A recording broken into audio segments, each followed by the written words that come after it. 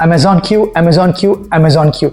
That's the buzzword I have been hearing from last few months from the time its fantastic functionalities has been released. But I really got fascinated when I saw one of the functionality it offers where it says that it can diagnose the problem or the error that you face while you're implementing something.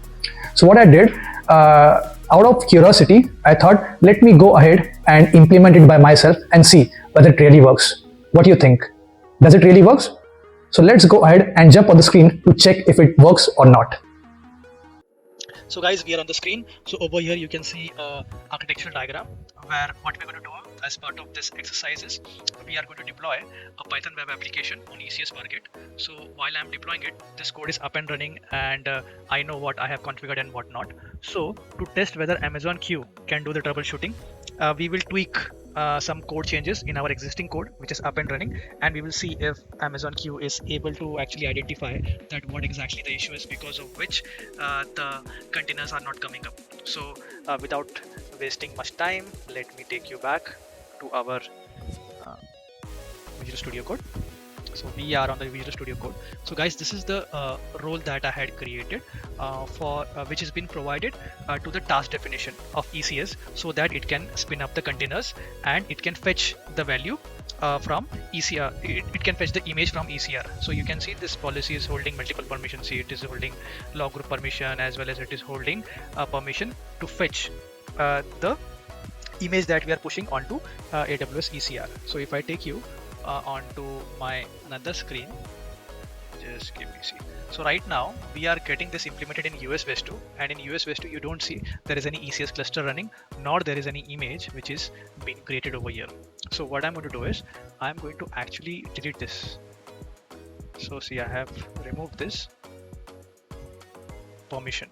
Okay, so after removing it, I will just keep this over here in comments. I have saved the file. Now I will just go ahead and run our code and get this implementation implemented. So because of the change in the role, it is not going to stop us from implementing the application. There is not going to be any error over here from the Terraform side. But yes, when the ECS task is going to fetch the task from that specific what we say ECR, it is going to get an error for sure. So let me just go ahead and do Terraform apply. So it will take 5 to 6 minutes to get this application deployed onto AWS cloud. So what I will do, I will just pause my video till then. So it's still running. As I said, it will take some time. So it has installed our subnet, route table. So whatever you see over here. So we are creating everything. We are creating custom VPC to public subnet. Inside this public subnet, we are creating a load balancer. With this load balancer, we are creating a security group for the load balancer. We are creating this ECS target cluster where we are having task definition. So this you see is a task definition. So this task definition, what it does is this goes to ECR. It pulls the image, the container image. The Docker image that we have published onto ECR. It will bring it over here. Then it is spin it up, and the containers will run. But at the current moment, it should not do that because of the permission issue. So I am over here. It will take some time, as I said. So let's jump on the screen. So right now, guys, over here you can see there is no ECS task. Before that, I will go to ECR. I'll refresh it, and you can see that our image is created and pushed over here in ECR. Now I will refresh this cluster, and I can see that my service cluster and the task is no task running. If I click on my ECS cluster, so I am in cluster.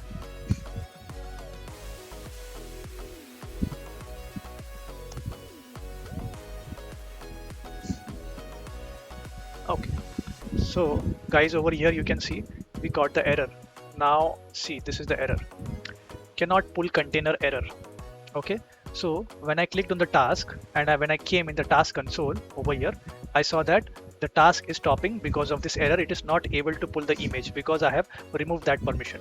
Now you know what is the permission. I will again show you once in our editor. I will minimize this, and this is the permission, that is get download URL for layer. Now I will go back. Let's press on diagnose with Amazon Q.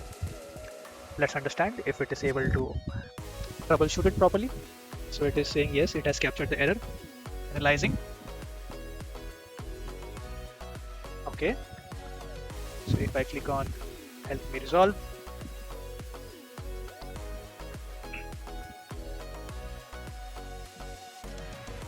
so it is running a resolution for the same. So the analysis, it says that, see, the analysis is correct. The task is failing to pull container image from ECS because of the IAM role. So the RC is correct till now. Now let's see what's the resolution. So till now it's going good.